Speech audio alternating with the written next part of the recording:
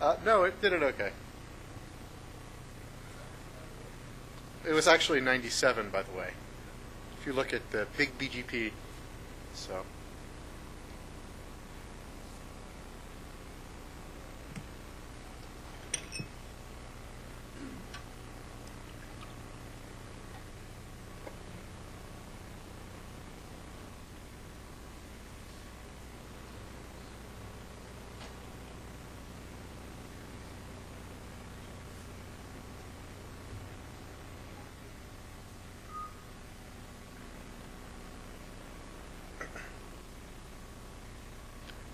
Hello, my name's Avi Freedman. I am now with ServerCentral, and I'm here to talk about whatever you guys would like to hear about BGP. This talk is oriented as an intro. We have done sort of more intermediate level. And I guess the question that I have for the people who are not here just to heckle is what you guys would like to actually, at what level you would like this tailored to. So again, ignoring the hecklers, how many people are curious about BGP but have not actually turned up BGP themselves? Okay? And how many people have basic BGP that they figured out how to set up multi-homing, or they had some people help them and are curious about how to grow beyond that? Great. Then this presentation is just right on, and we'll try to ignore the hecklers. So we're going to talk a little bit about connectivity in general, what it means, how you get your IP addresses connected to the net, how some concepts around multi-homing with autonomous system numbers and address space, how you actually are connected multi-homed without using BGP, and then a bunch of topics about BGP itself, BGP routes and peering sessions and autonomous system numbers, and some of the flexibility built into BGP to control how you see the world and how the world sees you when you are multi-homed. And we'll have a little bit of a detour talking about hardware to support multi-homing, and show some configurations and talk a little bit about some best practices. We actually have fairly limited time for BGP intro. I think we have 90 minutes, and I'll give you some links to some additional material, including a BGP 102 that gets more into scaling. So, if you're trying to get to the internet, the most important thing to remember is the reverse path, right? You have to get your packets out, and people have to be able to find you. The way that people find you is by making sure that your upstream providers are telling everyone else that they know how to get to your address space, either because you're using IP addresses in their address space, in which case they're already engineered to take care of it, or if you're bringing addresses to the table, they need to advertise them, or using BGP, you would advertise them to them, and then they would send it to everybody else. Full internet connectivity means that the routes that cover your address space have to be seen by all the important networks out there, basically every network out there. When that doesn't happen, you get things like Cogent and Level 3 and Cogent and Provider A and Cogent and Provider B and Cogent and Provider C not being able to see each other. So without BGP, multi-homing works just fine. A little bit of a complication in terms of whether providers do or don't want to let you use their address space. How many people here have only provider address space? They don't have provider independent space yet. Okay, so we have one. And everyone else has, how many people are still running a mix? They have some space from providers, and then they have their own space from a registry. Okay, makes sense. So again, the important point here is to get traffic back, you need to have everyone know how to get to you. So I think the best way to think about a route is a promise. If I send you a BGP route, or any kind of route, it means that I'm promising that if you give me packets for that destination, that I can deliver them at least as well as anyone else. So if I advertise 17, I promise that if you deliver traffic to me for anything inside that, I know how to get it there. And if you are a single home customer of mine and I give you address space within that, the entire world doesn't actually need to know about your /24. It's when you multi-home that you need to advertise the 24 out both paths. You need to advertise it so that you can become multi-home. So you have to make sure that all these promises are heard by everybody, and you need to remember that when there's connectivity problems, it's also the reverse path, which is controlled by you sending these routes out or your providers advertising the routes for you. So again, The routes go one way and the traffic goes the other. I tell you that I know how to get somewhere, and thus the traffic will flow.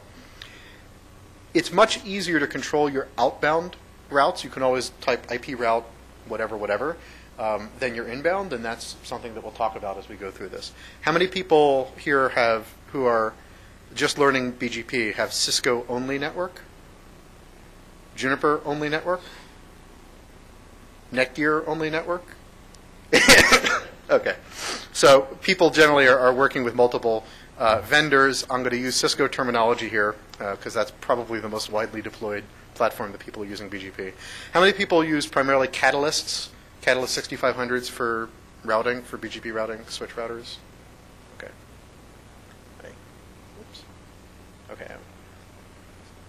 So getting outbound packets to go well, we're talking now about how does it work when you're multi-homed without running BGP.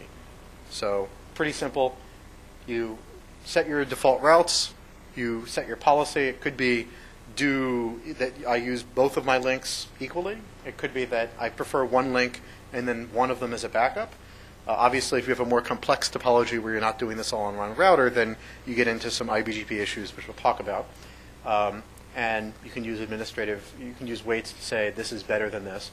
And with most routers nowadays, including all the switch routers that people are using, the way this happens, you can think of it as whether it's hashing or route caching. Basically, it's not every other packet that will go out multiple links when you're load balancing, because that would be very bad for TCP going to remote destinations. It's to get from either to get to a location or to get from an IP in port to an IP in port will typically go one way. So again, not using BGP, pretty simple to do outbound. To do inbound, you just have to tell your provider what address space, and they magically make it happen. There are some advantages to running this way without BGP, which is you can just call up your providers and complain, and your routers, if they're unstable, probably won't affect people actually getting packets back to you. If you're running BGP and you don't run a stable network, your problems are amplified. Your connectivity problems become amplified over if all of your routing logic lives at your provider. But generally, the reason why people do want to run BGP, even if they're only multi-homed to two providers, is because it gives you a lot more control. Someone calls up and says, hey, my UUNet connectivity through you is going crazy, and they say, yeah, we know that. Or they may say, we have no idea what you're talking about, but you have customers and you can see that, and then you can try rolling all your outbound traffic to one of your other providers, and you see it's better, and boom. So that's pretty much state of the art. The internet is basically a bunch of people using very simple config language, and it's very much like a bunch of garage mechanics banging on routers with wrenches. And people complain, and then you make a change, and if people stop complaining, you leave it. So that's generally the way things work. So if you're going to enter the multi-homing space, you need some address space. Sounds like most people are familiar with that. How many people here are planning to multi-home but do not yet have an autonomous system number?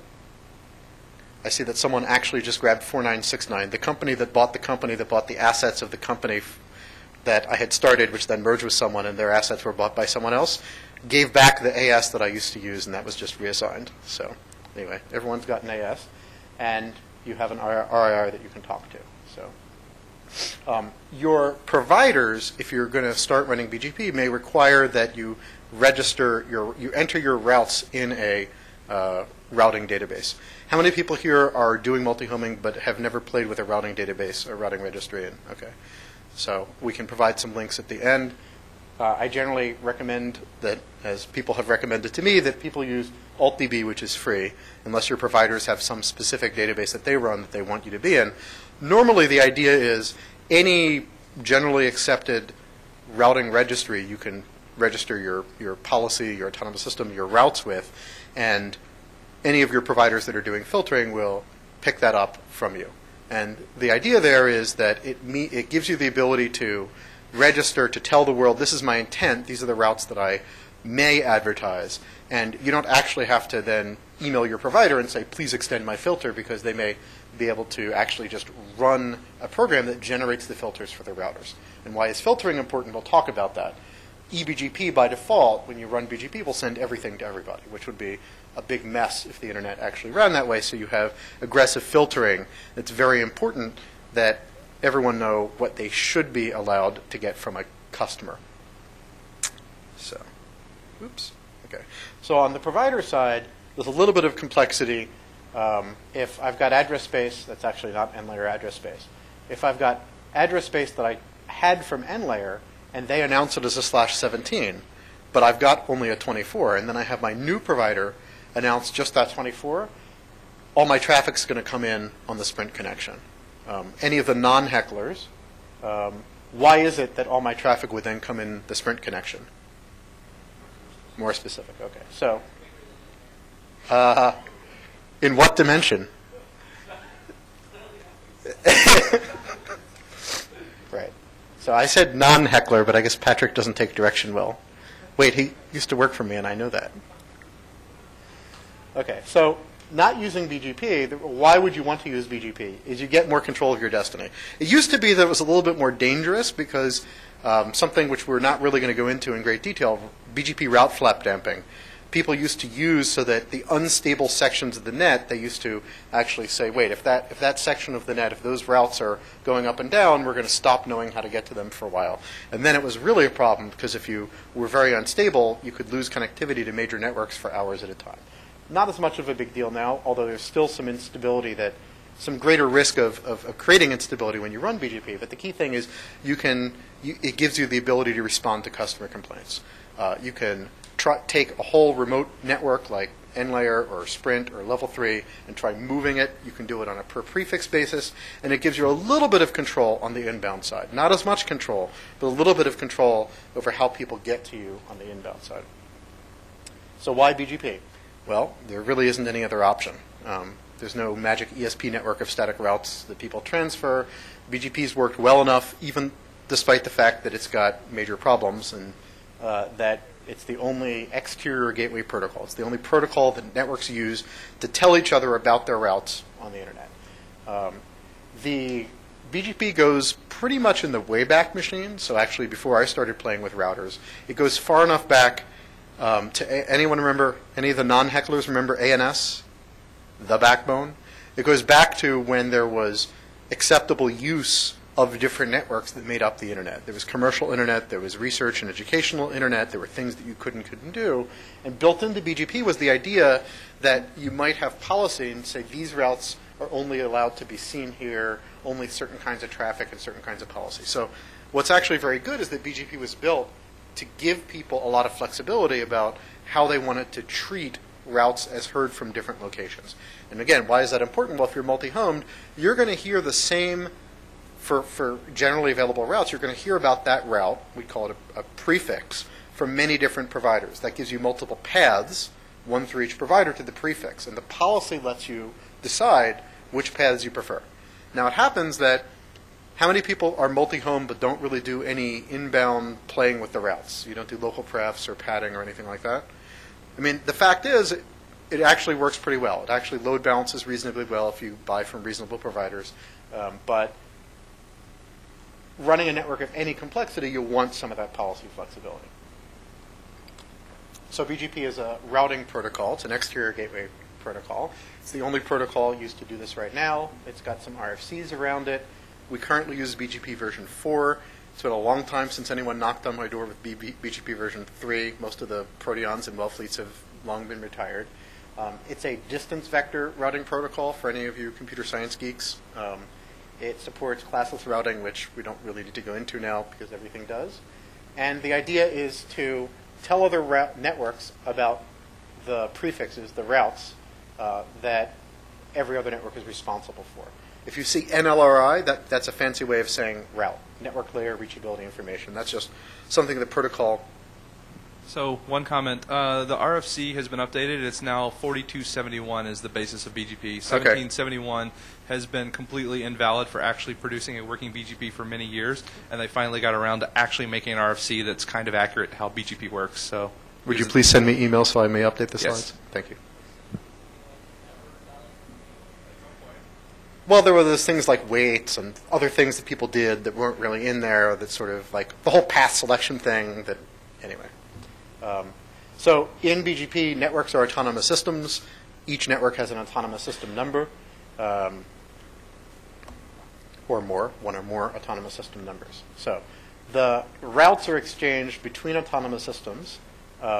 In BGP, every AS is the same size. So UUNet is the same size as a single router network. When you look at the route, all you see is that one autonomous systems contribution. In BGP, you don't actually see anything about the internal topology of the remote network unless they put some markers on there that give you some clues that you can look at called communities, which we'll talk about. But you don't see 10 copies of it just because that network is bigger. BGP doesn't know about link congestion, link size, pipe size, anything like that. It just tells you, I have heard from this network that I can get there. The distance vector protocol is pretty much a whisper down the lane. It's, I heard from him that he can get there. The next guy, that guy says, oh, I heard this, and here I am that I can get there, and then on down the line. Another interesting point, the autonomous system numbers are stamped on the routes on the way out of a network.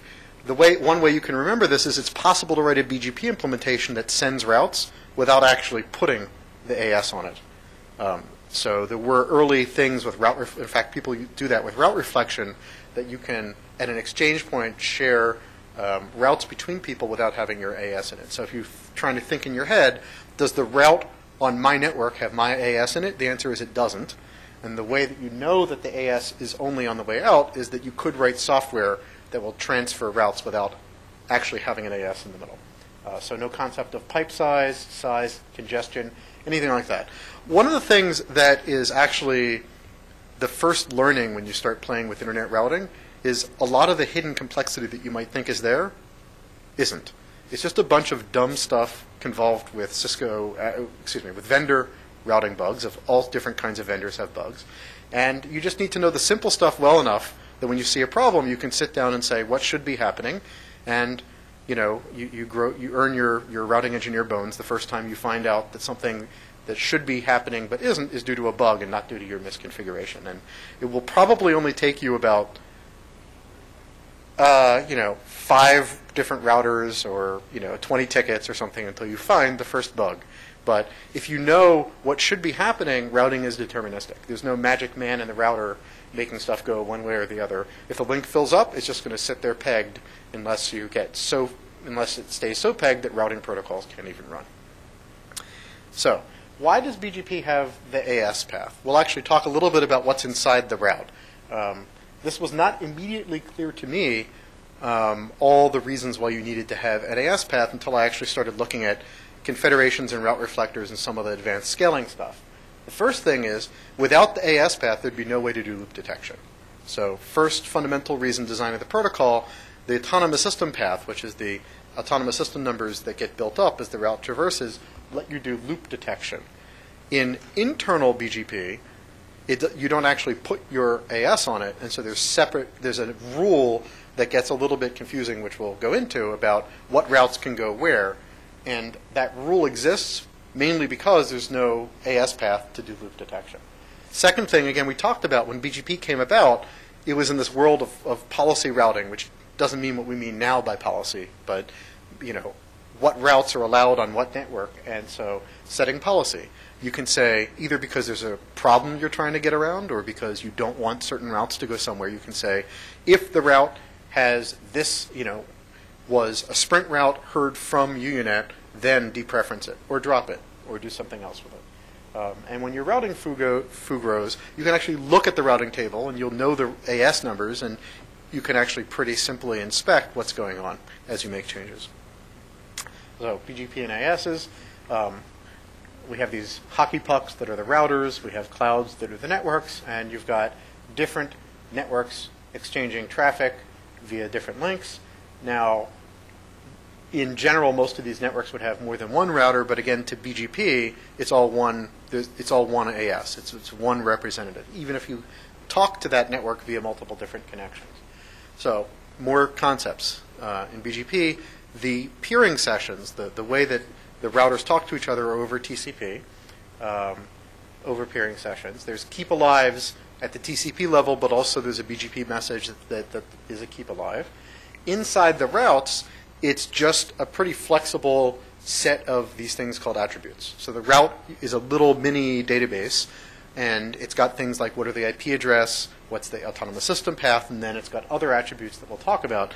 And one of the nice things about the structure is you can actually extend those in well-known ways, or if you want to make your own attributes and send your BGP key in it or something like that, you could do that too. It used to be easier to do that without breaking the internet. Now more and more routing vendors have started reading RFCs, so it becomes less possible to send wonky stuff in BGP. But BGP has been extended for IPv6 and multicast and lots of other things that it wasn't originally designed for because it's because the attributes can be easily added.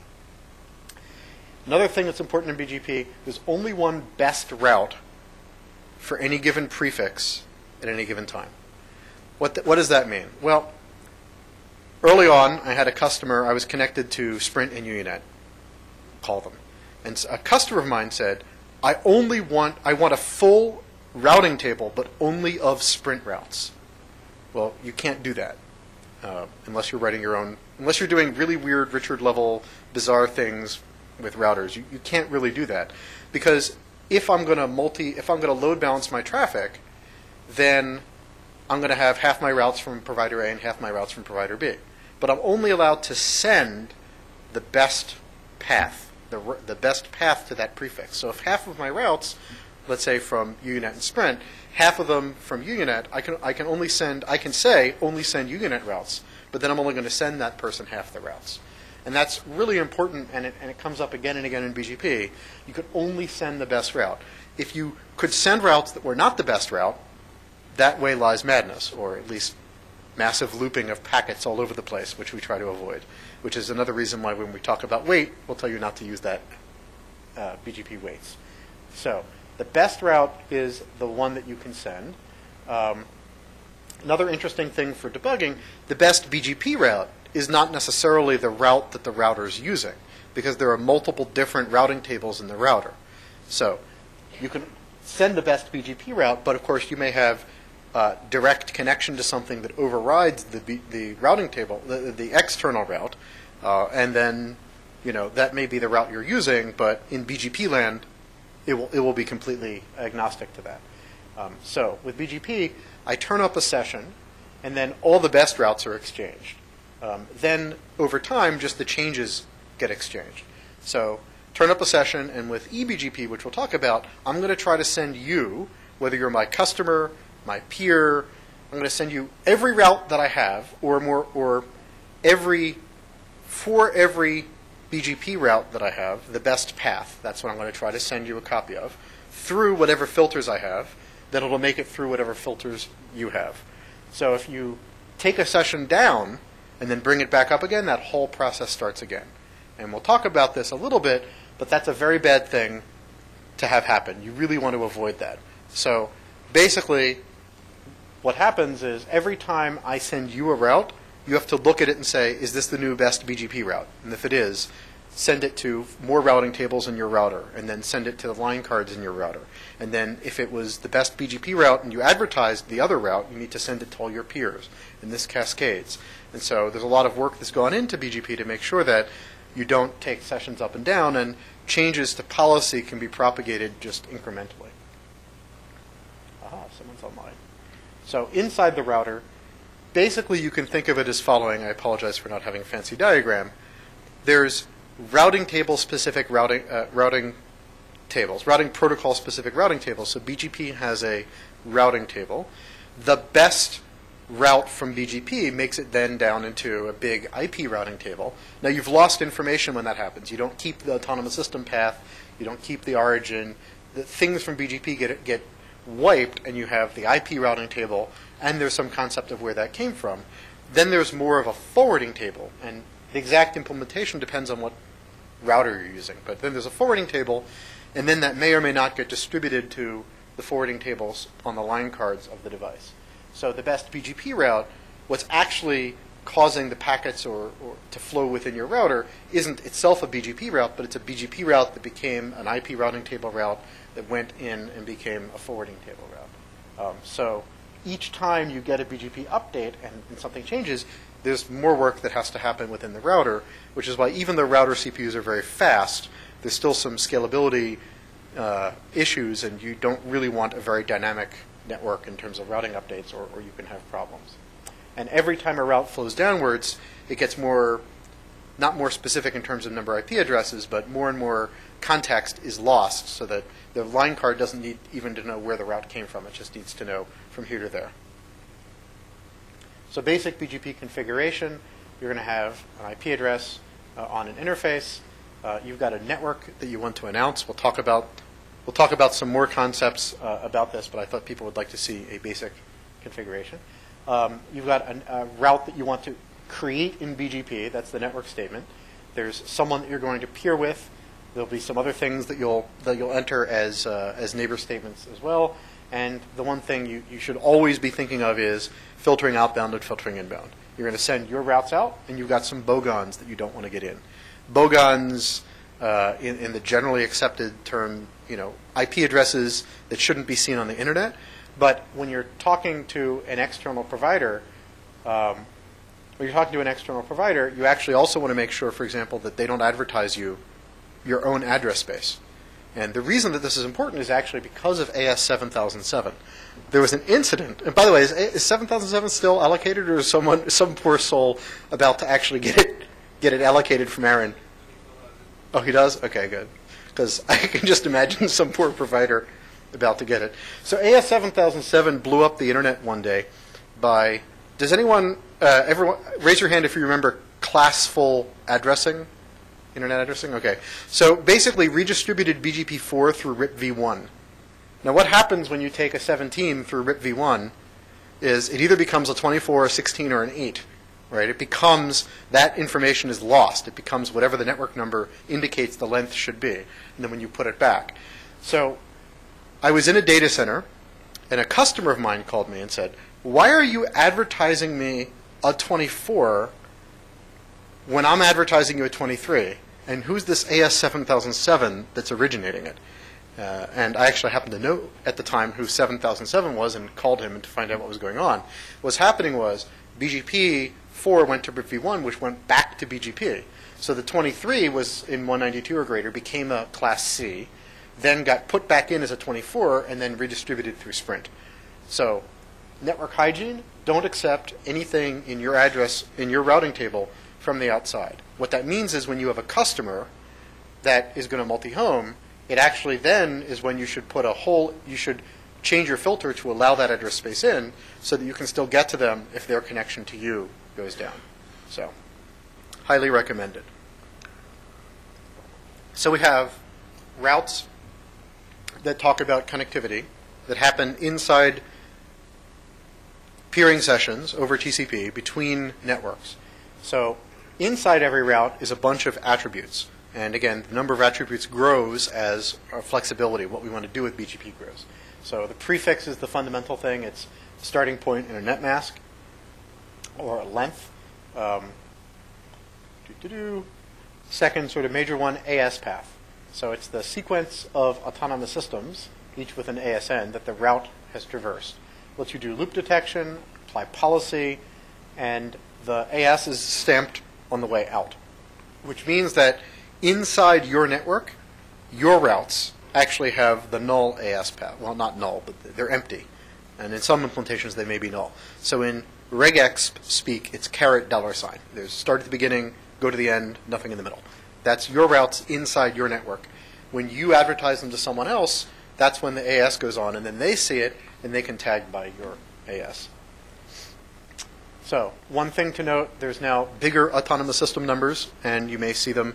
There are a lot of routers out there that don't actually support them yet, and at some point when we finish allocating all the returned autonomous system numbers, that will become pretty important. So, but if you're using major router vendor, whatever, your implementations will probably support that. In the AS range, in the lower AS space, 0 and 65536 are reserved.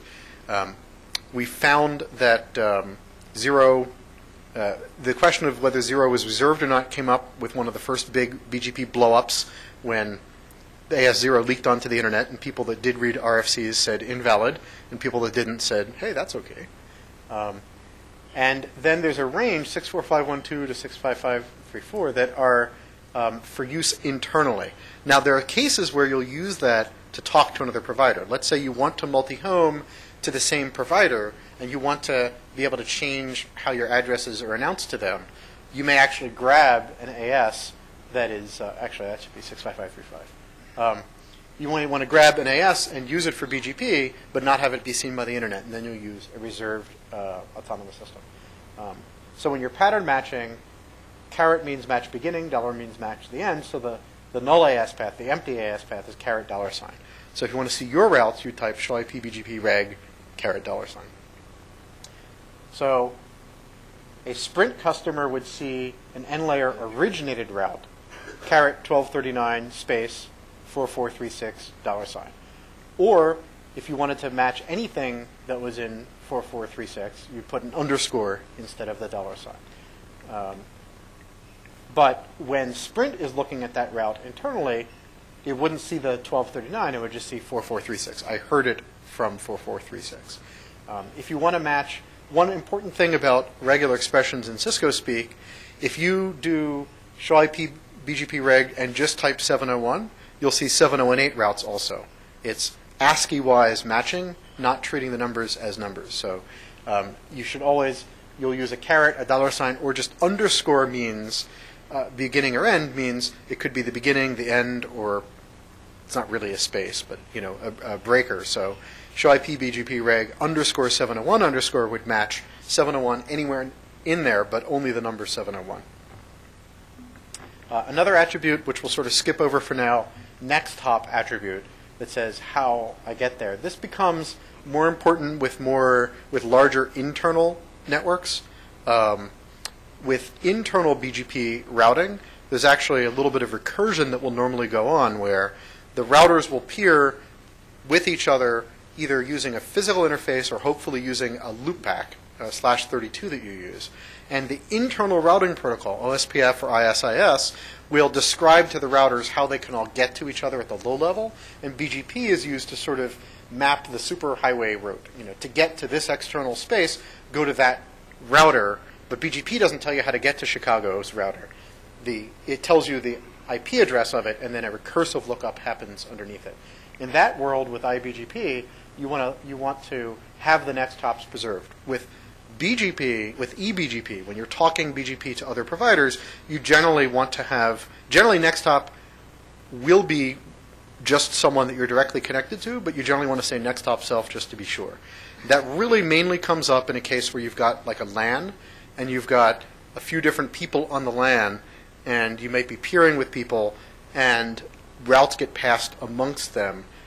If you don't do something, what will happen is you'll hear the next hop not for the router that you talk to, but for somebody else's router, and you don't want to. That's generally bad. The MED, multi-exit discriminator, again, we're not going to talk a lot about it here. That's more of a BGP 102 topic. It's a number that someone can put on a route in the MED attribute that's designed to tell you how close or far away that route is. So, for example, let's say you peer with N-layer in 3 different cities. You'll hear a different MED, a different metric, on that number depending on how close the route is injected into that N-layer network. And the original idea was sort of that you'd take your IGP metric, your internal routing protocol metric, and stick it there. There are a lot of complexities that actually wound up coming up if you look up MED and flapping and instability over the last 12 or 13 years, because the MED only means something within one provider. You can't compare one provider's MED to another, and when you do that, there's problems. And you can also change the MED as you hear the route to be one of the different knobs or twiddles that you can do to prefer routes. But generally, we advise people to just stay away from the MED when people are starting.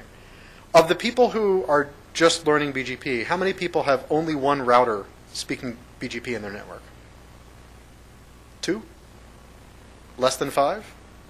More than 5? Okay, yeah.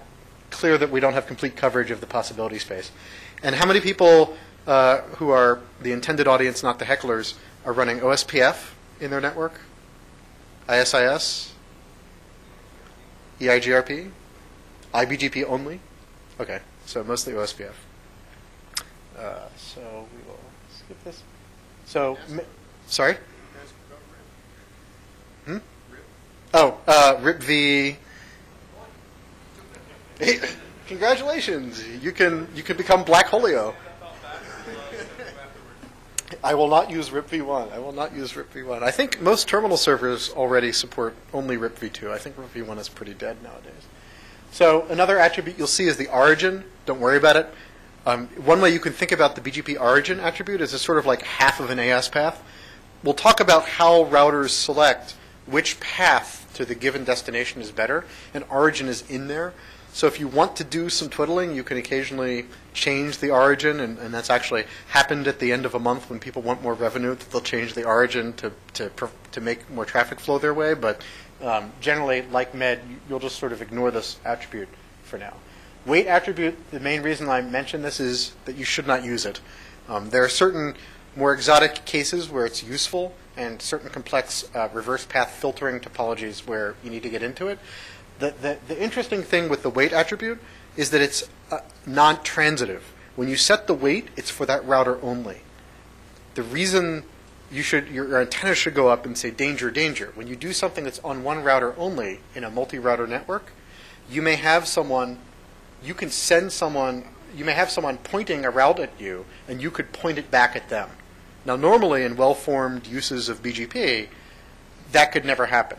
You could never be, because if you thought that you should get there through them, you'd have a route, you'd advertise it, they think that's best, they would never advertise you a route. You couldn't have that kind of thing going on. But with weights, just like with static routes, you can point static routes back at each other. With weights, it's equivalent to like a BGP really overrides static. And the original idea was if you have something that you really, really think needs to go that way, it gives you the ability to do that, but you should just stay away from it. Never set the weight. So local pref. After AS path, local pref is probably the metric that people use the most nowadays. The local pref attribute itself is local to within your network. So you won't see a provider's local pref unless they somehow magically transform it to something else called a community to tell you about it. But it's within your network, so anything that you do to it won't be affected. It's used to influence BGP path selection. So it comes in when I look at two paths to the same prefix and say which should I prefer, I'm going to use the local pref before I use the AS path length. So one thing is you're sort of now ignoring some information that you can get from the AS path, but generally speaking, I think it's probably well over 50% of people use local pref to change how they actually, to move traffic around on their network using BGP. One subtlety is if there is no local pref attribute, then it's like there was an attribute of 100. So have you ever done a show IP BGP and you see the local pref column and there's 90, 100, 150, and then there's empty? Empty means that the local pref was not set. In that case, it's as if it were 100. Normally 100. So it overrides the AS path. It comes before the AS path, and it's transitive. It goes to the other routers, but it's local only to your network. It's the main intermediate level knob that people use to prefer traffic nowadays. So another topic, iBGP versus eBGP. This was a little confusing to me when I was first starting, especially the iBGP part, although eBGP was too. My first peer was UUNet, and this is a sort of funny story. I was working with someone, had gotten the T3 down to DC, connected to May East, trying to read the Cisco docs and figure this stuff out. And so I asked him for help, and he didn't want to give it to me because there were a number of people that believe that if you teach people about how to do routing, that it creates more competitors and all that sort of stuff. Now there's a lot more information than there was available in 96, 97, but anyway, I had sent mail to a few people, and I got email from ASP at UU.net saying, hey, would you like to peer? We noticed you're at May East. And I said, why, sure, that would be lovely. And then I tried to figure out how to set up all the filters so that I would only send my own addresses. But it was all this Cisco speak, and I didn't really understand it. That was why I wrote all those articles, was because I was so frustrated at trying to parse all the documentation. eBGP, BGP, when you're speaking to another AS, by default, you're going to send all the routes in your routing table. There's nothing you need to turn on. You're just going to start sending them unless you have filters in place. But with iBGP, because there's no loop detection by default. There are things that have been added on to BGP for loop detection, but because there's no loop detection, there's a weird rule in iBGP that says you can only send routes that you heard from the outside or that you originated. You can't tell another internal router about a route that you heard from another one because there's no loop detection by default. And if you could do that, then the messages would just loop around. So it's sort of the opposite. You would think that with eBGP you'd be more selective and you'd have to say, please to send all my routes out this connection. And with iBGP you would think you'd send all your routes fully, but it's actually a little bit reverse and that can be confusing. So corollary, you must strongly filter all eBGP sessions because it could happen that all the routes will go to you. Now, most big networks will actually use configuration management systems to manage their network, but a common thing that will happen is I'm turning up a peering session, and with the wonderful CLIs that are Cisco and Cisco-like that we're also familiar with, if you type, neighbor foo, remote AS foo, and then someone taps you on the shoulder and you don't cut and paste the rest, you have a session that might come up if there is no password before any filters are in place. And if you're expecting to only get 20 routes from someone, you always need to prepare for the fact that they might start suddenly sending you 280,000, and there are some mechanisms to deal with that. So when BGP speakers within an AS talk to each other, it's iBGP, internal BGP, and the corollary about the lack of loop detection is that in the simple configurations you have to have a full mesh. Every internal BGP router needs to speak iBGP to every other router. With eBGP is external, so you can actually have, this is also an old slide, you can actually, so with eBGP you've got different networks out there. With the hidden complexity inside 7007 is that there are actually multiple routers. Now to eBGP, the fact that there are is completely transparent. But within that network, you've got those routers, and so the FAR routers, the FAR2 routers, will be speaking iBGP and eBGP. In fact, the third router in AS7007 may well also speak eBGP to someone else, but in this diagram it would just speak iBGP and it would be meshed with the other two. So eBGP talks to one other guy, sends the one best path to every prefix in BGP, sends all the important attributes, prefix, AS path, but doesn't send the local pref or some other attributes. When you read the protocol, there's transitive attributes that get sent around, non-transitive like the weight that are local, and then there's attributes that are local to your AS and attributes that you send to other people.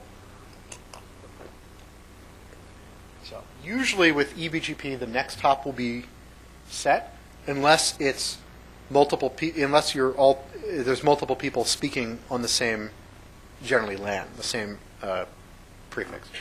With iBGP role, you can talk to routers many hops away. They don't have to be directly connected. And in fact, the recursive routing that I talked about is generally what will happen is BGP will be used to tell you sort of where generally you're going, and then you'll look up in OSPF, eIGRP, ISIS, whatever, how to actually get there.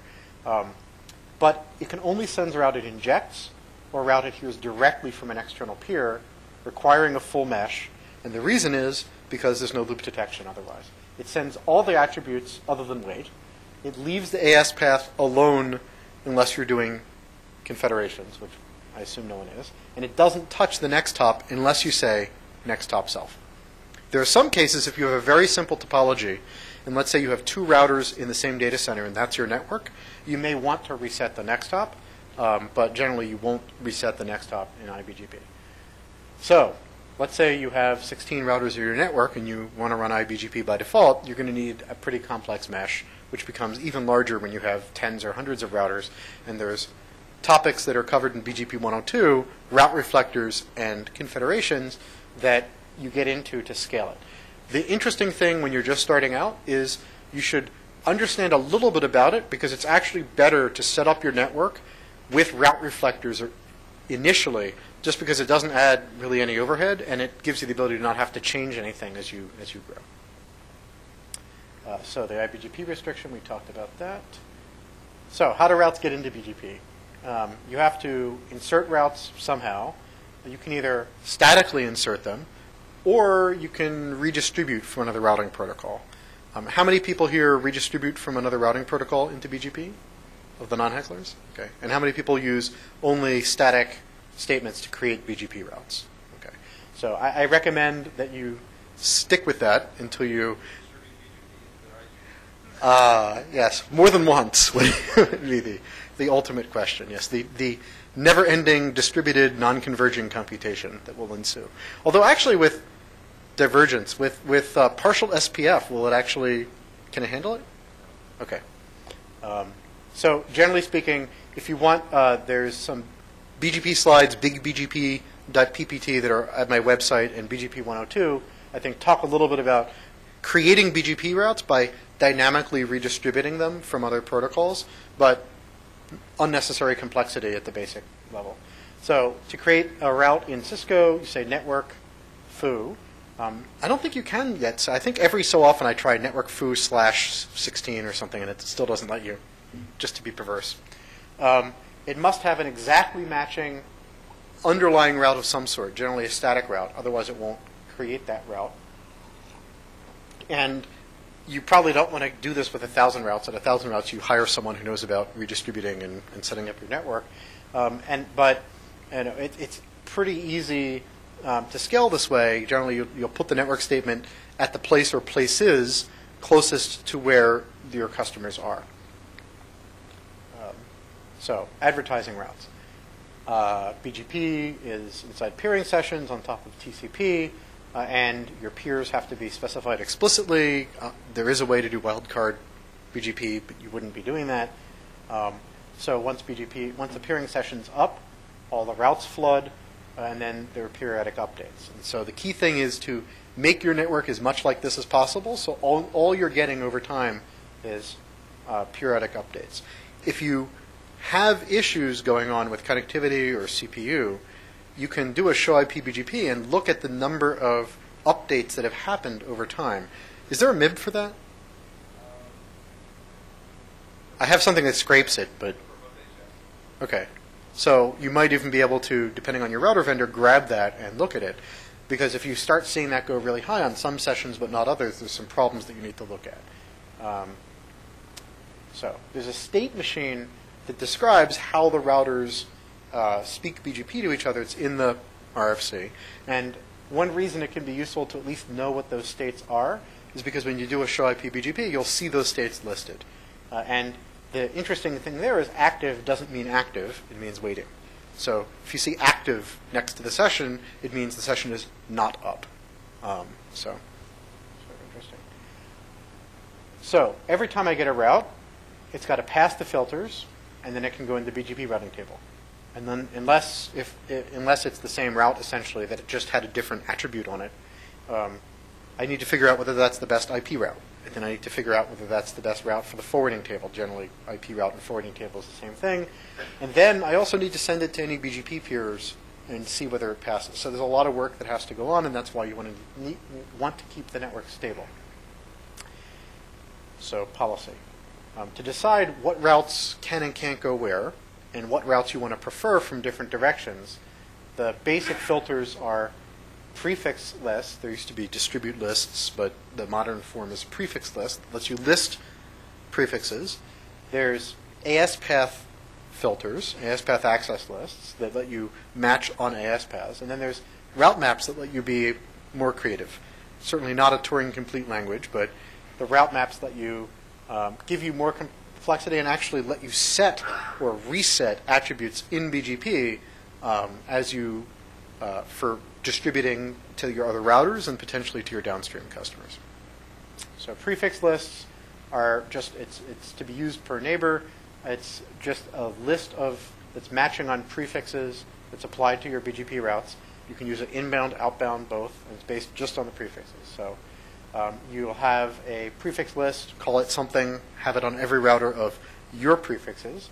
And then you probably should also have at least a prefix list of routes you don't want to allow in. So you don't want to allow anything that's that's longer than a 24 or 23. You don't want to allow RC 1918. You don't want to allow your address space inbound. Beyond that, as you have customers, you'll create access lists for that or for other special purposes. So AS-path access lists, called filters. Common ones you want to keep around are permit only my routes. So you'll probably have an AS-path access list of what are your routes, which means $$ and the ASs of anyone underneath you. There are reasons that AS path access lists are not enough. For example, let's say that you have a multi-homed customer, and your access list says permit my routes and permit 7007, my customer. But you don't have, I'm sorry, I got this backwards. Let's say you have a prefix list only that says allow these routes through, and your multi-homed customer goes down. You'll hear those routes from another provider, and you may then give them transit. You may actually transit UUnet's path to another provider unless you also filter by AS path. So it's important to do both prefix filtering and AS filtering. In general, if in doubt, overfilter. The amount of work required when extra routes float around is much, much more than the extra work of doing some filtering in your routers. Regular expressions with Cisco are Unix regular expressions, basically, or subset 3A subpart 1 of standard Unix regular expressions. Dot means match any single character. Asterisk means 0 or more of it. So unlike DOS, where star means something slightly different, plus means that character and then more of them. Question mark. In general, you probably won't use these until you get more complex, or you have providers that are telling you and giving you snippets of how to do matching on different ASs. Generally, you're going to use the caret, which means begin at, the $, which means end at, and the underscore, which means begin, end, or a break between ASs. Those. So there are also some other things for confederations, but we're assuming you're not doing that. So again, more regular expression. So when you apply AS path filtering, you set the filter inbound, and then the routes that try to get in through that filter will be permitted or denied. So if, in this case, with AS access list 10 there, if the route has 6201 or 6201 that it heard from 6202, it's going to accept it. But nothing from 701 will be able to make it into 3847 from 6201. The other major use of this is on the inbound side. If you, again, you're multi-homed, you want to try moving all your UUnet traffic, you'll say match 701, deny everything else, and then you'll set something. You'll be using a route map, and you'll set something to cause the routes to either be preferred or de-preferred as you hear them from a given provider. 3 things that you should probably always keep around, especially for the sort of oh shit, or something weird is going on and you need to do something. It's always a little dangerous when you hear the routing guy say, oh crap, or interesting, or don't. And generally they'll go reaching for one of these. You want to have something that permits everything. You certainly want to have something that denies everything, and you want to have something that permits, might be more than $, but your routes, because you're going to use that a lot. And it might be $, and there might be your downstreams. How many people here run BGP but have no downstream ASs? Good. I was wondering whether you'd raise your hand. So route maps let you combine different ways of matching on routes, but they also let you set different things in those routes. So they're like little programs, not very complex. They're also used for other things, like when you do redistribution, you'll do it with route maps. You do traffic shaping and other things. But for BGP, it says, if this is the case, then do this or don't do this. So route map, some name, permit or deny, then match and set. How many people here use Foundry? Okay.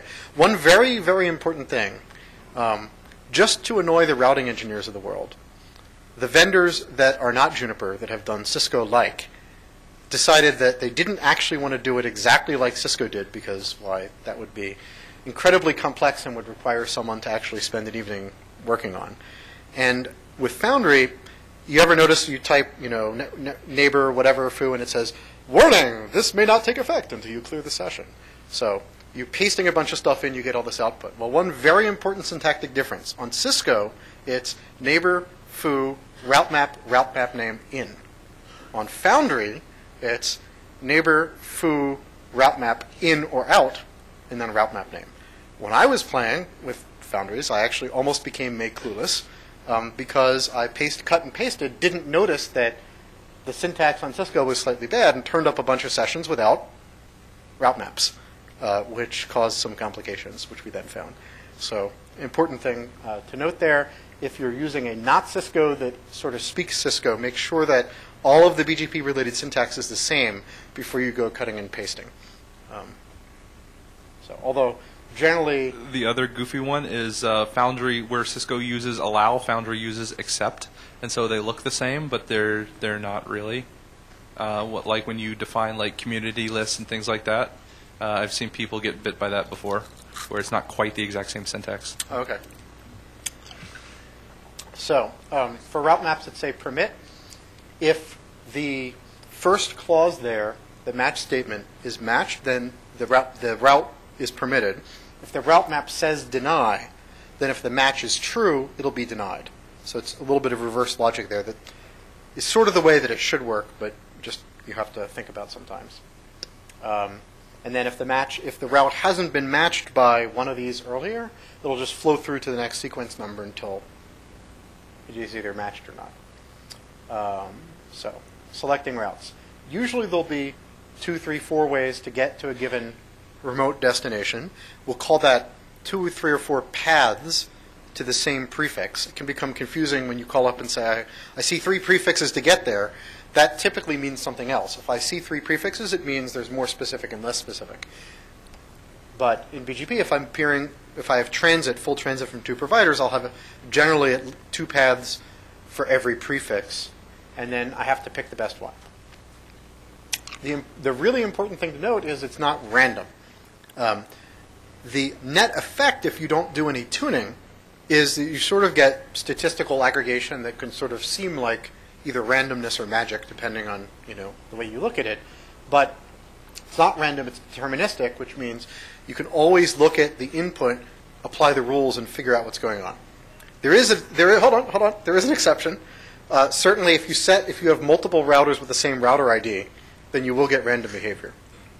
There's actually a problem where Cisco is non-deterministic, where it will use the length of the uptime of the session as a tiebreaker.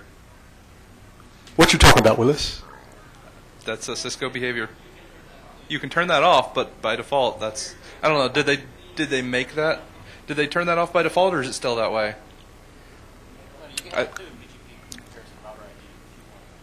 But even... Could someone please send me email to remind me to put that into the presentation as the But best Juniper, for example, has a way to turn that on to enable that. It's called Cisco non-deterministic. That's simple. How about Cisco pull a route out of your ass mode? Okay. So, and the reason that I stress that is because, again, routing and figuring this stuff out is the intersection of a number of basic principles, right?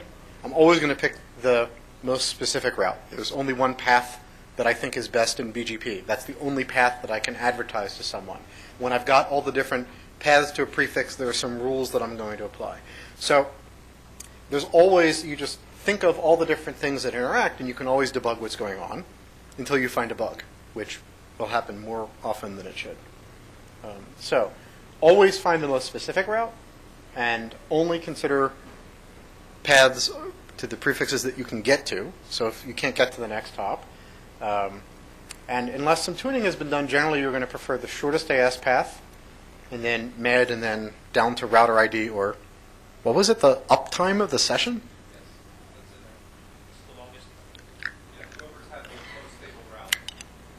Oh, the uptime of the path? So if we advertise it first, and then other people that's after another. It's not of the session. Is the route? Okay. So that makes more sense than the session, but okay. It's still not good, but it makes more sense. Right. Okay. Yes. Or if you're using a wait, which you shouldn't use, or a local pref, or you've padded the AS path, then that will happen before the route sort of as you got it from your provider. So if you want to change, what will happen by default, the 2 most common methods are you can change the local pref, which will ignore the AS path, or you can actually pad the AS path. You can make the route look further away as you hear it from a certain provider. The problem with AS path padding is while it does sort of preserve the distance concept in the AS path, well, first of all, the distance in AS path is, correlated, but, not even 50% good for actually determining which is closer or which isn't. But also, if you're sending routes to someone else and you start playing with the AS path, then they may not like it because you've taken away their flexibility. So that's why generally people will use local pref. So BGP decision algorithm, pretty standard. It's now more standard. For a while, there was the RFC, and then there was what people did. And it's become more converged. But the basic things are, if you have a route that you can get to, that's the most specific and you can get to, you'll follow the AS path length unless you've set something. And the setting something could be changing the AS path length or setting the local pref. So the easiest way to affect which route you're going to prefer is, let's say you wanted to depreference UUNet as heard from end layer. You'd make an AS path access list that says permit _701_ because you don't want to be affecting AT&T also. And then you'd make a route map that says if match that prefix. If you just put the AS path access list on the peering session, then you'd only accept routes from 701. So you need to use a route map to give you more flexibility. So you'd say route map depref, match AS path 50, and then you set an extra prepend that could be 4436 or, in this case, 4436. And then you would put that, and then, then you use the route map and you'd say, if I match that, then I set the local pref lower than 100. I'd set the local pref to 90. We'll talk a little bit about this more later. I just wanted to show you one of the concepts. So AS path, you can prepend or you can set the local pref lower. Yeah, I just noticed that to extend it. So router vendors, Cisco, Juniper. How many people for routing use PC hardware, server platform? Quagga, Zebra. Anyone still using GateD? Not that I'm aware of. Okay. Anything else is doable, a little adventurous. The main thing I would remind people is if it looks like Cisco but isn't Cisco, then test everything because there'll be some subtle differences, and you may have to remember what's show IP BGP neighbor advertised or show IP BGP advertised neighbor, or what is the exact syntax. Basically, everything will work for the pretty starter topologies, but when you get into more complex BGP policy or BGP topology, that's where you become more and more adventurous, straying from the path of the same vendors that everyone else are using. And you have to remember, if you use Cisco, Juniper, and Foundry might be getting into there, where if you have a bug, if you have a problem, at least a significant portion of the internet is seeing it. But if you use, Joe router, then you may be having serious problems that no one else is seeing, and then your customer, will be unduly unhappy with you. Right. I mean, I don't think I've ever caused a major meltdown of the internet by using my own BGP implementation. I think that's caveated properly. But I certainly have caused myself problems for reachability of my own prefixes by using my own BGP implementation. Right. I mean, the key thing is you make the updates and they're not properly formed, and then you find that different vendors didn't do good error detection, and then you find some vendors accept those routes and some vendors say those routes are bad. Well, that's the worst case scenario where some vendors will accept and propagate it, and then others will right. see that as an error and drop the session. Right. So one thing we didn't talk about, and if you look at the BGP protocol, if you see a route that's not valid, either syntactically or semantically, you're supposed to actually send a notify message and tear down the session. So with all the stuff that we talked about all the work that goes on when you advertise or de-advertise a whole bunch of routes, you can see that that would be bad if it happened in sync across all vendor A routers couldn't talk to all vendor B routers because there was just a route that they disagreed about whether it was valid or not. And so you want to avoid that. But basically the other things were, when I first gave this presentation, God help me, 14 years ago, there was actually a section on not running full BGP, but filtering and doing partial BGP. But it's effectively the same cost to buy any device that you would actually run BGP on will have enough RAM nowadays and enough forwarding table to run full BGP routes. I say that even though I've got a 3B in my network that I'm hacking up. How many people? I'm sorry. Was the shiny bald man? What?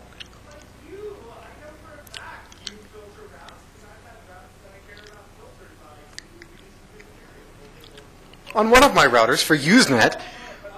Well, if you get your point in where somewhere else, then there won't be a problem. The question is more, aren't we getting back to more and more people probably looking at Right. That's my theory is that next year when this is presented, is that IPv6, when it continues to not be adopted, will drive deaggregation in the IPv4 space, which will then cause problems. And then we'll all set up massive tunnel nets, and we'll have Sean Doran type. I predict we'll be talking about address space that people do filtering and all the stuff from 14 years ago in about a year. Should we set up a lottery, a pool on that? It's more than 6 months, less than 3 years, sometime in there. So no one's going to blame you if you have a problem with Cisco or Juniper, and there's a lot of help that you can get. At some point, there will be a routing Rosetta Stone document or tutorial or something, and if anyone would like to present that, I think Nanog is actively looking for someone to do that. But servers as routers can work to the many gigabits level now. I mean, computers are, to some extent, almost for everyday tasks, like not running your router in Java. They're infinitely fast and can do, at least half line rate, 10 gig. And the key thing is the things that aren't Cisco's and aren't Juniper's but look like Cisco can be a little bit annoying. The Catalyst is probably the thing when people say, what should I run? I just point them to that because it's Cisco-like, it's a switch router, but then again, everything's a switch router nowadays. And you can run full BGP for the base routers less than 20K. The 48 by gig or 4 by 10 gig cards are 10K or less, so really hard to complain. Juniper MX is what people say, I want to get a good router. It really is a switch router still, architecturally, isn't it? No, the EX is a switch router. The MX is a rebadged T-Series with a quarter of the price. Oh, okay. Effectively. Not really, but effectively. So by default on the MX, when you set a VLAN, is it unique to that port? Oh, okay. So you have to do something to make it global. Okay. So it can be a switch if you want it to, but it's a router that can be a switch. Okay. Got it. And then the Foundry RX, MLX, XMR are their full BGP speaking routers that are alternatives. And they basically work for simple use cases. Force 10 also basically works if you don't torture it for simple use cases. Meaning, yes. So when you want a multi-home and you're going to use BGP, the key thing to get in the habit of thinking about is what do you want to accomplish? What are you actually trying to get as the net result? What do you want to advertise and what do you want to accept? And as long as you go about it thinking about it like that, that's really the mindset that you need. So think about it in advance, make your access lists, and then you can set up the session and it'll do basically what you want. You may need tuning. You may find that the traffic flow is not right or you have performance problems. Or that you forgot about a prefix, although that probably doesn't happen. But plan your configuration and start implementing it before you start typing. So what's your policy? I want to advertise all of our routes, all of them, but only our routes. So don't advertise third-party routes. You assume your provider is doing filtering on you, but that may be a bad assumption. We want to accept all routes and let the router sort them out. And if we don't have enough memory, we can do filtering, meaning if we don't have enough memory, start with none and then add some in and see how it goes. And then as we have traffic imbalance or performance, we'll change the mix. So one thing you don't want to do is black hole Carl Denninger. Has anyone seen him on TV? He's actually in the finance. And so he was a very litigious individual who was a mainstay about 10 years ago on different mailing lists. And he and I were both customers of, God, what network was that? No, before Aegis. It was, I can't remember. Net99, yes. I don't know why I was blanking on that. So, and he had, octet, .octet A.octet B, and I had octet.octet B.octet A. And I had dyslexia and started announcing his address space. And I was up visiting Panix in New York, and they got a call from Carl Denninger saying he was going to sue Panix, sue me, sue everybody because I was announcing his address space. Bottom line is, in BGP, there are these things, there are filters, but there are a tremendous number of people that aren't really applicable, because if you're large enough that you're peering with a lot of people, you're large enough that people generally aren't building filters on you. And if your provider isn't filtered and they have a mistake and you make a mistake and then you're announcing someone else's address space, that could be bad. So, because you'll black hole them. If it's more specific, the traffic will flow through to you. So, black holio, I think we know about that. Another interesting thing to remember when you think about the complexity of what you can implement in BGP is your provider has to believe that their path to you is the best one, or they could not advertise it to someone else. Remember, with BGP, I can only advertise my best route. So sometimes people will say, could you please make it so that you only advertise my route in France if France Telecom is doing more than a gigabit, and you don't hear my UUNet route as heard in California, and then I want you to statically originate it. What? Exactly. So a lot of the flexibility of what people want to do is limited by the fact that I can't advertise a route to someone unless I think it's the best path, and so that's important to remember in this context. So multi-homing, is everyone here? Is there anyone who is not yet multi-homed who is planning on becoming multi-homed? Anyone who would pay more than $50,000 for a Class C in the audience? Okay. If so, see me afterwards. Generally, when you're setting things up, it's good to have default routes also. Now, default is one of the routes, I thought I had that in here, that's a little bit different in that default will only be sent if you actually say that you want to originate the default route to appear. But even if you're getting default route from your providers, you may or may not wish to have default routes. Why would you want it? Well, you may have a problem. Your provider may change the config and you won't get it. Why would you not want it? Well, if the BGP session's up, but their router has become disconnected from the rest of their network, then you probably don't want to be defaulting to them. So this is something you can think about. Do I want to have default or not? Generally, I would say for most providers, it's good to have a default route as a backup because you're going to be more likely to be having, playing. If you're just learning about routing, you're going to be playing with your router more than theirs. I'll throw in one disclaimer. Some vendors will match a default route when you say redistribute static without having to specify default originate. Cisco will protect you against that, but other vendors will not. And this has caused some global outages in the past. I would have thought that it was on the outbound side, not... It's on the outbound side. If you have a default route and then say I redistribute static into BGP, some routers will match your default and start advertising that. Okay, we'll have to take that afterwards because I'm interested because it's a question of does default become a BGP route itself, or is it? Yes, it becomes a BGP route. And then they don't have the filters don't deal with it. Okay.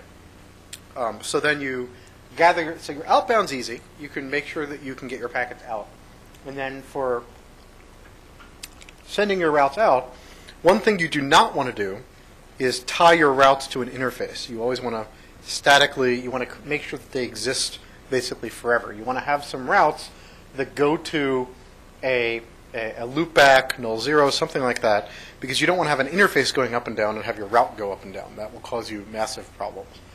So you create your routes, make sure that they're always going, the underlying routes that have to match the BGP route always exist.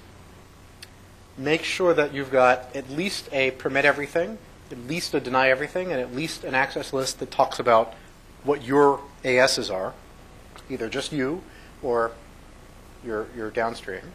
Then insert those routes into BGP, probably do no sync and some other things.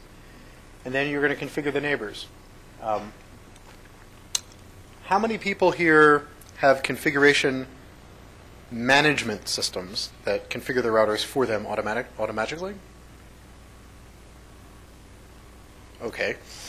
Not sure I believe everyone who raised their hand. And but if you don't, then one thing you really want to avoid is half configuring a session.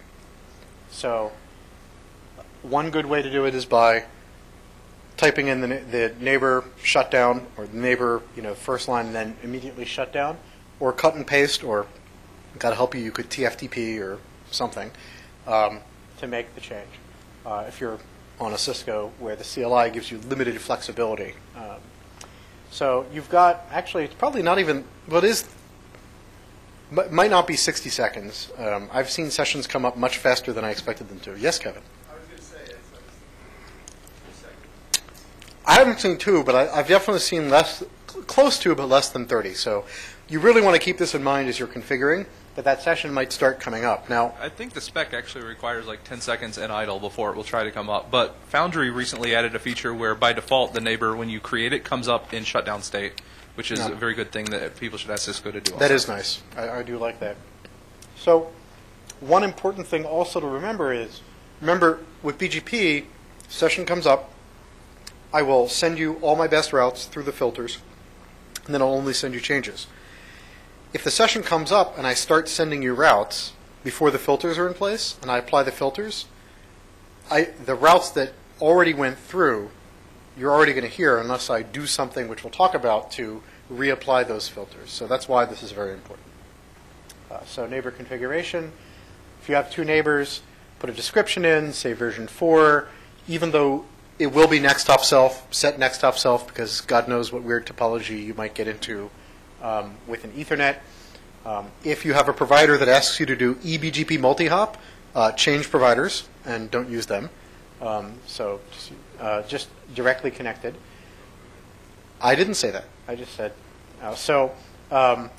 you want to have a prefix list and a filter list that is only my routes and only my ASs. You want to have a prefix list and a filter list that says either, in this case, the filter list 1 is just a placeholder for everything. You don't need it there. It's sort of just it's a reminder when I look at a config, it reminds me, oh, I'm allowing everything. And then no bogons means don't allow RFC 1918, don't allow, I generally don't take unallocated address space and filter it because, well, pretty soon we won't have any real unallocated address space. I mean, multicast, whatever. But the key thing there is, I think, don't allow your own routes in unless you're specifically allowing customers to take them. And then test it. Do show IP BGP before anything is up. You should see your routes. If you don't, you won't expect anyone else to see them. You have to see them before you can send them. When the sessions are up, do a show IP BGP neighbor advertised. I think if you're on a Foundry, it'll be show IP BGP advertised neighbor IP address backwards or something like that. But and you should see that you're advertising those routes. Go to a looking glass. Is there a nitrous.digix.net anymore? Okay. Google looking glass, and when I find a looking glass, and see how other people see you, or routeviews.routeviews.net or route-views.routeviews. Yes, okay, something like that. Google route server and go in and look at it. And so that's what's really very important is, remember, your inbound path is influenced by how people see you. So if you want to see how people are seeing you, you need to go outside your network. You may also be able to trade, get servers on other networks. Just part of general network debugging is making sure that you've got the flexibility to see how people get back to you. I remember one of the challenges that I've had over time is if all your friends start connecting to you, then all of a sudden, all the boxes that you set up all over the internet that help you figure out what's screwed up on your network don't work because they're now on your network. And this is a recurring problem that I seem to have. So preferring routes. We talked about this a little bit before, but the easiest way is to match on the AS path and prepend the AS path or use local pref. And pretty much everyone, I just recommend that people use local pref. So just the argument here goes, let's say that I am an edge network and I'm connected to provider A and provider B. And I've got a much bigger pipe to provider A than provider B, which I would argue is your fault, not the rest of the internet's fault. So what do? I prepend extra copies of my autonomous system number on the smaller pipe, on provider B to the smaller pipe. And what does that do? It makes it look further away, which means less traffic will flow to it. And I would say plus or minus 50%. It's not going to be 90%. It's not going to be 10%. It's, plus or minus 50% of the net's going to honor that, and the other 50% will be using local prefs, and they won't honor it. And the idea there is, the argument against using local prefs is, some providers at the edge of the net are trying to tell you what to use and what to avoid, and when you use local pref, you're throwing that information away. But I would say, for simplicity, probably use local pref to prefer routes. Also, if you have downstream customers, you pretty much have to. Because if you start playing with the AS path, your downstream customers are going to get unhappy. So outbound is easy. You can always set static routes. You can do route maps. Setting your outbound is easy. And as a corollary, setting your inbound has to be not easy, because your inbound is someone else's outbound. Then they can completely control it. So it's a little bit more complex. How do you make routes get back into you? How do you select how people get back to you? It's a little bit less subtle. It's a little bit more like sledgehammer.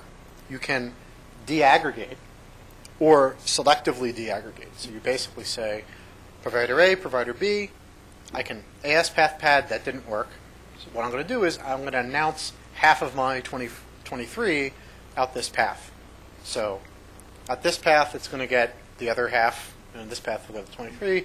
It'll get just the 24 worth. It's not that kind to the internet, but people certainly do it.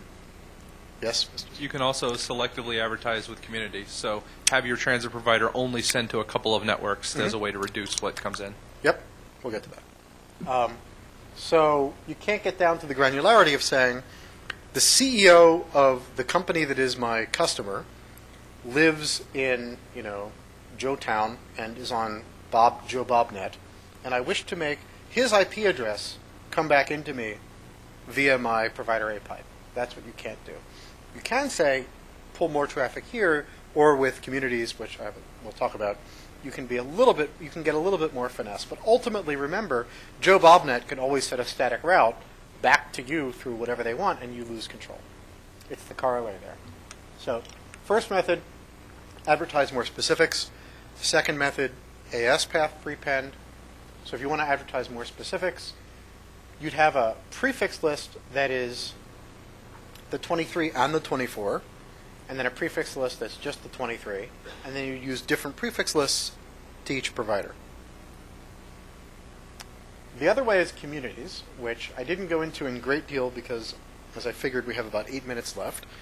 The BGP community is one of those attributes, and it's just a number that you put on a route.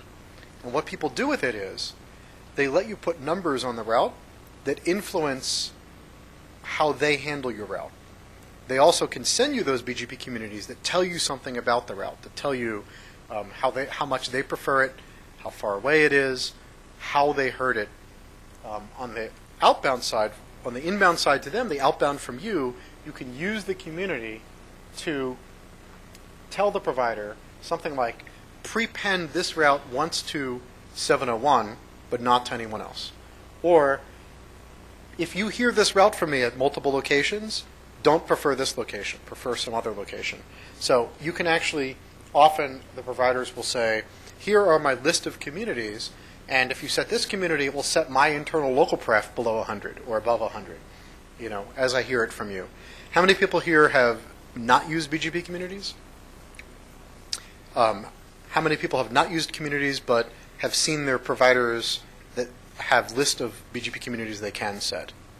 Okay. So if you're curious, I would advise you look at the NANOG in the Dominican Republic. There was a BGP 102 presentation that talks about the BGP communities and how to use them, and has an example of a whole network, and one of the things it's set up is communities. I also did a presentation back in one of the Seattle ones you can find in the archives that's like how to implement a complex community system with a whole bunch of details, which is advanced topic, but it's there. Yeah. In general, providers don't offer you these things unless they're end layer. If you ask, they'll give it to you, but because it involves, basically if people have never set communities, learning about it, they don't want to have, as part of the turn-up process, having to explain about BGP and look at your configs, but it gives you generally will give you a lot of flexibility.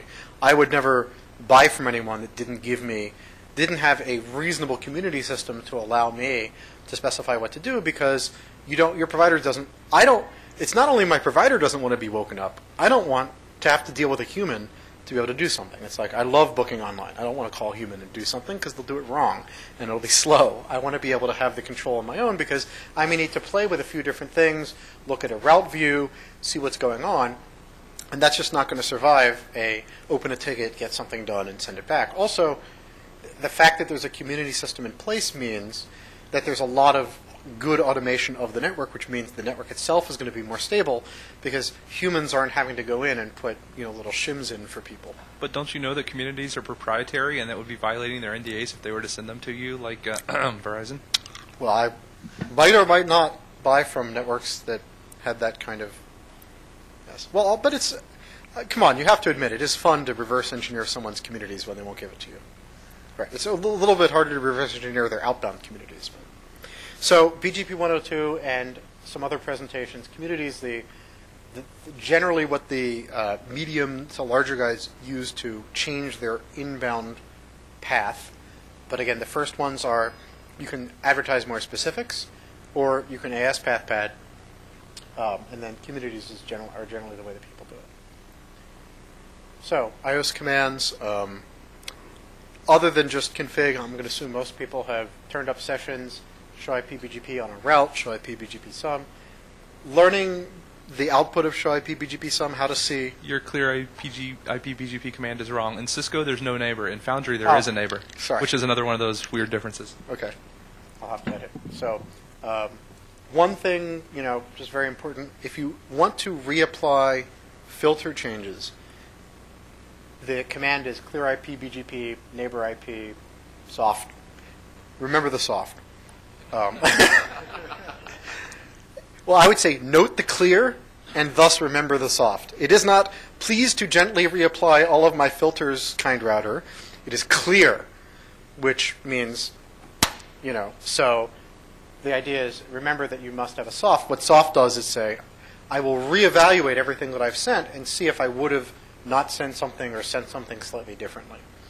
Is there a Cisco command, I was wondering this, that will show you the attributes in the advertised routes, not just which routes were advertised, but whether or not you got the route map right? This is one of the big problems with Cisco that Juniper fixed, and everyone should ask Cisco for a way to see your adjacent rip out. This is one of those things, like every 3 months I sit and say, God, I wonder if I could do that. Okay. So the thing there is, when you do a show IP BGP advertised, you'll see that certain prefixes were advertised, but not what MED is set on them or what communities are set on them as sent to one provider. So on Juniper, you can see that. And for debugging, as you get more complex, that's a useful functionality. Best practices, filter, don't advertise too much. You're going to use BGP passwords in general, which are really TCP encryption. BGP TTL hack is also good to use for security. So basically, you make sure that the providers are actually, the routers are actually adjacent that should be. That's covered in BGP. Most of the things here are actually outside the scope of this are covered in BGP 102, but you don't need to understand completely, just enough to grab the config snippets and make sure that you start doing them as you grow. Yeah?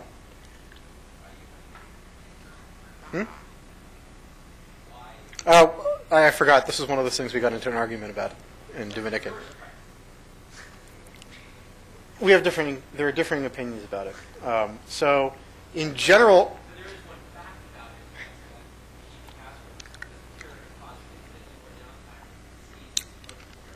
for edge networks that are multi-home to 2 providers, I still recommend it. And I could be wrong. I've been wrong before. Well, the point being that passwords protect you against an attack that no one has ever actually seen happen, and actually configuring the passwords is a giant pain in the ass. It is a giant pain in the ass, although it can be fun. Okay. Next top self with eBGP is a belt and suspenders. Setting the BGP version to 4. I don't think there are any V3s out there, but good to do. Peering between loopbacks, when you get into multi-router topologies internally, you don't want to peer with the next hop being an interface, because if the interface goes down, then the session goes down. Generally, you're going to have multiple ways of getting between different routers, so you'll let your IGP figure that out. You'll have a loopback per router, and you'll peer between those. Enable soft reconfig if it isn't enabled by default. When you get when you get larger scale, you'll use peer groups. The purpose of the peer group is that any route that has all the same attributes that are going to go to multiple people, you can form the route once and send it multiple times, and it's lower CPU. It's more efficient to do it that way. You'll probably wind up using route reflectors at some point, so you'll actually want to start configuring, make your initial configurations use route reflectors so that you don't have to add anything, worry about it later on. Make sure that you prefer your, yes? One extra note, you should use templates, not peer groups now. Templates are better. Sorry. I'm an old school guy. Yeah. Make sure that you prefer IGP routes over BGP routes. There are some equipment where that's not the default configuration. Don't read about BGP route flap dampening and think, how cool, let me turn that on, unless you actually understand the implications.